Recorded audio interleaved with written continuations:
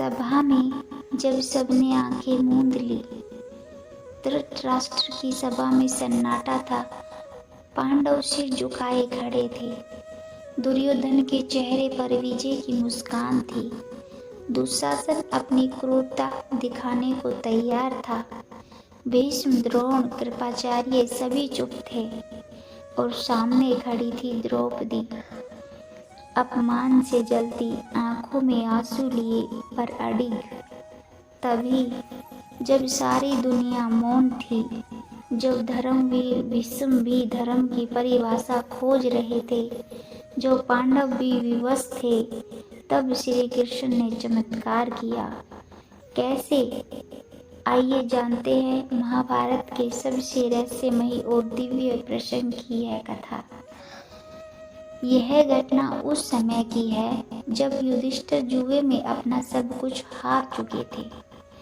उन्होंने अपना राज्य, अपना धन, अपने भाई, यहाँ तक कि खुद को भी दांव पर लगा दिया था और अंत में उन्होंने द्रौपदी को भी जुए में हरा दिया। दुर्योधन ने दुशासन को आदेश दिया, इस दासी को सभा में लाओ और इसके वस्त्र उतारो। द्रौपदी को घसीटकर दरबार में लाया गया। वह हतप्रभ थी।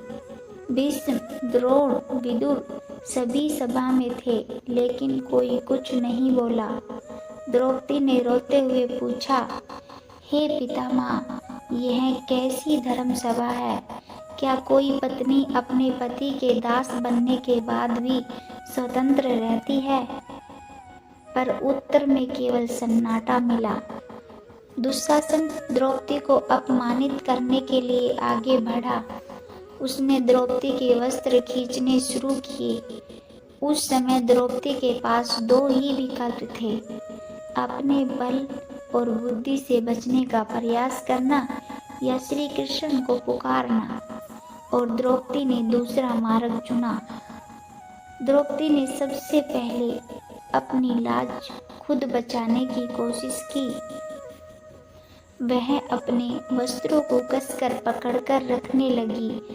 फिर उसने सभा में बैठे धर्म गुरुओं और महापुरुषों से प्रार्थना की, लेकिन किसी ने उसकी मदद नहीं की।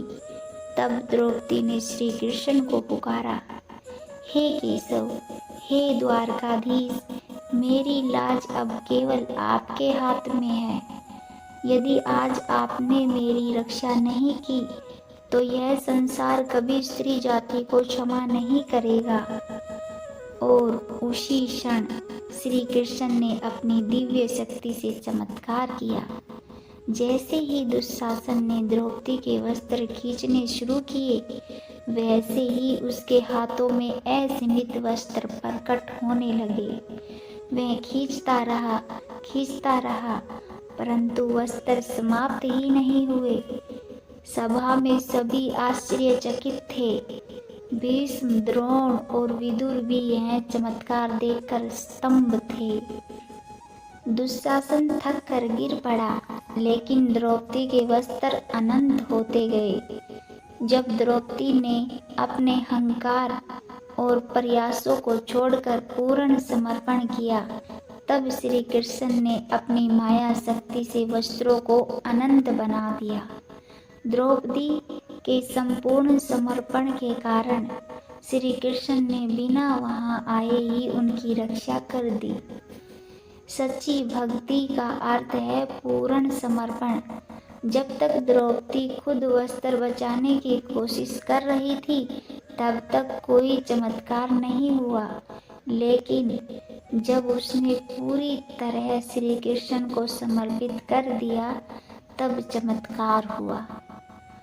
धर्म की रक्षा समय भगवान करते हैं। जब कोई अन्याय के विरुद्ध लड़ने में असमर्थ हो, तो भगवान ही उसकी रक्षा करते हैं।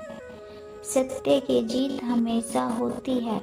यह घटना बताती है कि अधर्म चाहे कितना भी बलवान क्यों न हो, धर्म की शक्ति सबसे ऊपर होती है। द्रौपदी का चीरहरण महाभारत का सबसे मार्मिक प्रसंग है। यह घटना हमें बताती है कि जब संसार साथ छोड़ दे तब भी श्री कृष्ण हमारी रक्षा करने के लिए मौजूद रहते हैं। तो क्या आज भी श्री कृष्ण हमारी रक्षा कर सकते हैं? हाँ, यदि हम उन्हें सच्चे मन से पुकारे, संपूर्ण समर्पण करें, तो वे आज भी हमारे संकटों का अंत कर सकते हैं। जो श्री कृष्ण पर अटूट विश्वास रखता है, उसे कोई हरा नहीं सकता। जय श्री कृष्ण।